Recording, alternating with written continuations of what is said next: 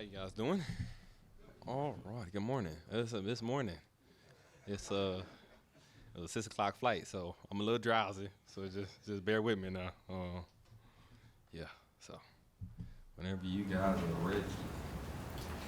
Kalif, what were your expectations heading into free agency, and I guess how much of a sense did you have that the Lions wanted to bring you back?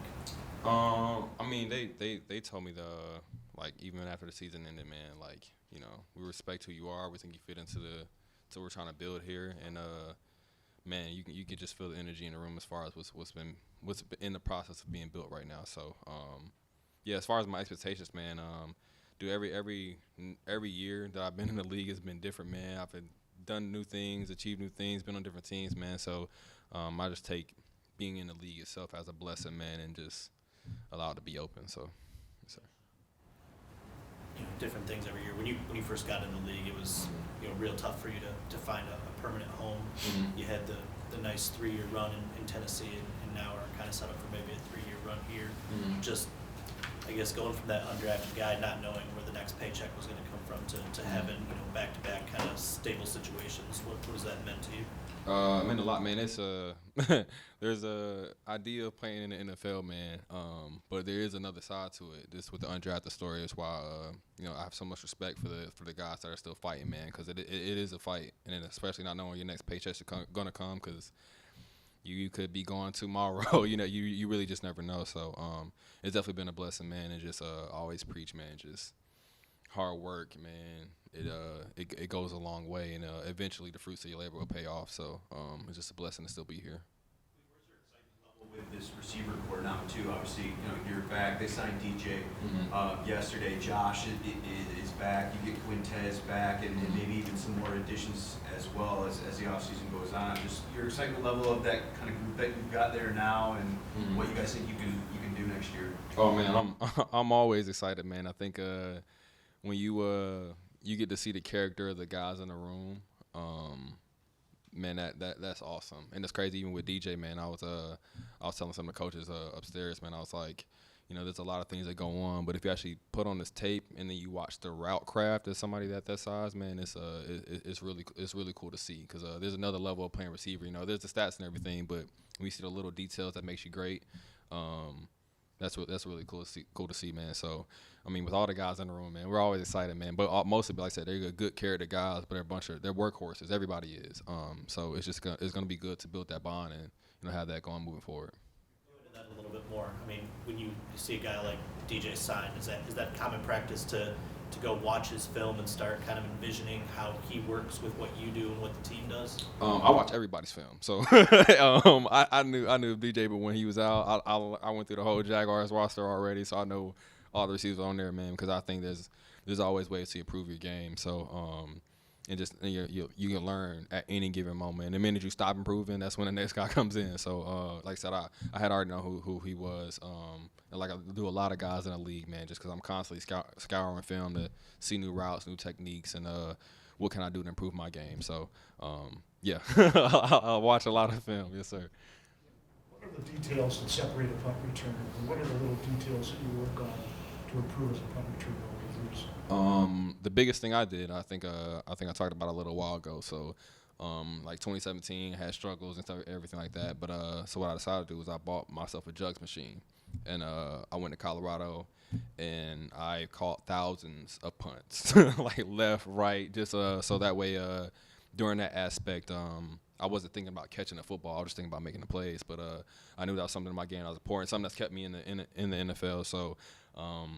I definitely think quantity is also a big part of that game too, because same thing with catching passes. You see Rod catch 200 passes every day, but it's almost to the point to where it's in your nature to do that. So I think that's a big part of it, and I just want to say decisiveness too. I think I learned early on in my career, my struggles, just like if you're being indecisive, man, you make a decision, live with it, because then you can put all your focus into that decision. You know what I'm saying? If you're second guessing yourself at the very, very end, the game is milliseconds, inches different. So having those split second decisions be foggy, it makes it a little bit harder. But if you're decisive, man, you make a decision and run with it. Along with you caught 1,000 of them, so you can almost do it without looking.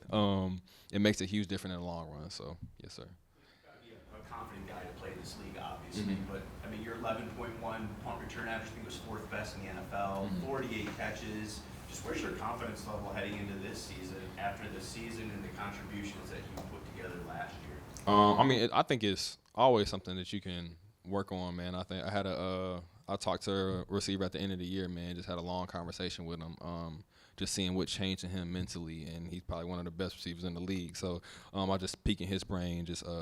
I mean, it's definitely something that's growing, but it's continuing to grow because it's something that I think is the biggest part of the game. I had a coach tell me a while ago. He said there's good hands, there's great hands, and then there's confident hands. It's like a whole nother level. So there's definitely something you're working on, something you try to implement. But I think also, like, even when you're training, like, having that confident mindset in your training where you've done so many reps, knowing that you got this to the point where when we get on the field or in practice and more importantly in the game, it's second nature just to feel good about what you're doing. So working on it, and then like I said, that quantity helps. If you caught 1,000 passes or you caught 1,000 punts, you're going to be a lot more confident when the time comes. Or you study, the playbook like the back of your hand. It's a lot easier to be more confident about what you're doing out there because you put in so much work prior to that. The game is where you get to have fun, where you get to enjoy yourself. So I think that's probably a focus of mine this year is just make sure I've turned over every stone so when the game comes, I'm not thinking about what I could have done or what I didn't do. I'm just enjoying playing the game. So. What's your reaction to Ben Johnson being named offensive coordinator and what you feel he can bring to the table to move this offense forward this upcoming season? Great dude, so excited. I think I actually told BJ on the phone, I was like, a lot of times, you can have talks with coaches, but at some point, players are going to think like players and coaches think like coaches. And you can talk to BJ, and it's almost like he sees what you're seeing from a player's perspective, Like, I want to do something with a route, and, like, he'll tell me while I'm seeing it that way or anything. I mean, it's a great mind. So excited. I already know what he can do, but I can't wait so excited to work with him and see what he can do more of because he's going to be a great coach, man. Or he is a great coach, I'm sorry. So, yeah, excited, man. That's a great mind right there. So. More offensive snaps last season than you did through your first 4 years combined. How's that change your offseason process when you've got so much more to dissect from the previous year? A lot more recovery. That's the biggest part of it. I try to do a good job of it during the season. But like I said, this game is also it's a marathon, not a race. So you gotta make sure that you're being smart with that stuff. And I have a tendency sometimes to do more than I should be resting a lot more than I am. So just trying to make sure I'm smart with that so I'm fully recovered for the next year. But it is a digest, but also it's a good thing because you look back on your game, you look at ways to improve, and you have more things to look at to see what to improve on. How could I be better here? How could I be better on this route? How can I make sure this catch is 100% or this route is 100%? So a lot more film to go back and watch on, but also a lot more self-awareness and self-improvement to go improve on too. So, yes, sir. The offense last year, you get some guys back from injury this year. You mentioned DJ and the kind of guy that he can be.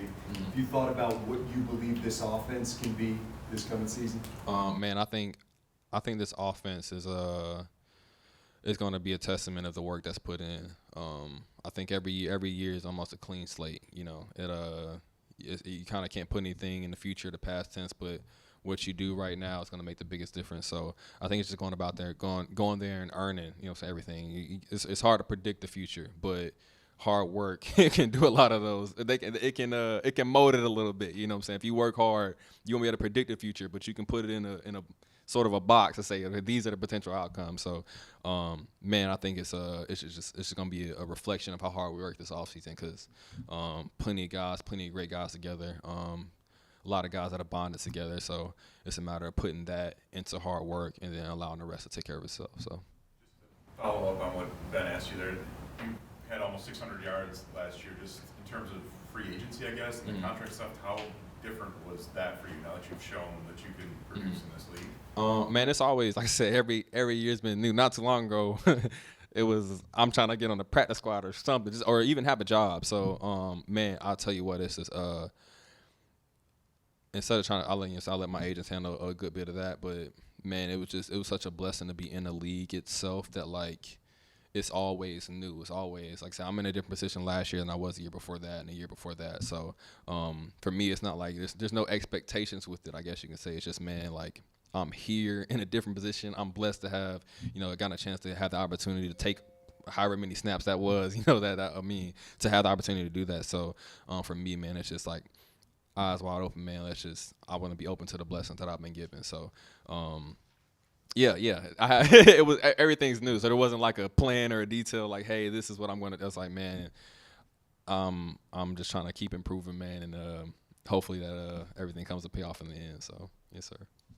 Talk about your family, and your family has worked their way into a lot of conversations. Mm-hmm. Your support of them, their support of you, and how they go to almost every single game. Yeah. So what was their reaction to this news, and what's their level of excitement for you? Man, they're always excited. They are. My mom always tells me, she says, I love you no matter what. And I think the rest of my family takes it to heart too. So we made a pact about I'm getting older. 2017 around there, maybe 2018. I was like, look, I don't care what has to happen, but as long as I'm not at the game by myself, I got peace of mind that somebody's there with me. So my mom, somebody's gonna be at every one of the games, just because it just gives me, it brings my why and my work ethic back into reality. Because the game is so big, man. There's so much there. There's people in the stands. There's media. There's teammates. There's fears. There's doubt. There's everything. But if I can take a step back, I'm like, my mom's here. Like, at the end of the day, like, my people are here. It gives me a peace of mind. So, it's huge for me. It's been a big impact, and they're all excited. And honestly, I'm just thankful that they get to be a part of this journey too. So. And DJ, you guys didn't have that maybe traditional X receiver last year, and your coaches didn't really hide their desire to go find that guy this year. So, just from a player perspective, what is having that guy on the field, that X receiver, that vertical field stretcher, do for the rest of the offense, the rest of the receiving corps? I mean, dude, I think, the more talent and speed that you can have, man, it's beneficial to everybody. But even before you even step on the field, I mean, to have a guy in the room that, works his butt off, and he's balling, it creates that same drive in you. So, man, I think it goes so much deeper than just on the field, man. Having a guy in the locker room that goes out and that can perform day in and day out, and brings that same energy and attitude to work every day like that, whether it be at the X, the F, the Z, whatever that is, it does something like, for instance, Raw caught 200 passes, 202 to be exact. I'm on the jugs. Kadero and Trinity, they're after practice, even the days that nobody can see, man, they were out there catching passes with each other. Like, one day I'm out there, I literally, matter of fact, I think I had on this actual shirt and jeans, literally. I think it was actually a red, I remember it was a little lumberjack shirt. It was about the same color as that one. I'm walking out of the facility, and they're in there catching passes off the jugs. I'm like, wait a minute, what? So, of course, I'm supposed to be wrestling, but I'm like, no, like, they're catching passes. I'm about to go in there. So I literally, in casual clothes, I'm catching passes with them. But, like, you have guys that play and work like that. I mean, when we get to the game, imagine how much different my game was or their game was, because we caught jugs that day when everybody else is gone. So the more people you can have like that in the room, I mean, I can only imagine if there's 6, 10, 12 wideouts all doing the same thing after practice. I mean, that's going to grow, because if DJ goes out and catches, or J-Ray goes and catch, or QC goes and catch, I'm going to go catch, and we all just got that much better. So it definitely starts there, and then we get to the field, like I said, man, all that work that's put in, all that combined from each other, feeding off each other. You know what I'm saying? If J-Ray scores, if Ross scores, or DJ scores, or whatever happens, like, we're all right, it's time to go. Like, everybody's locked in, everybody's feeding off each other. So I think just that impact in general, man, it shows up way before you get to the game, and the game's kind of just all encompassing of it. So, yes, sir.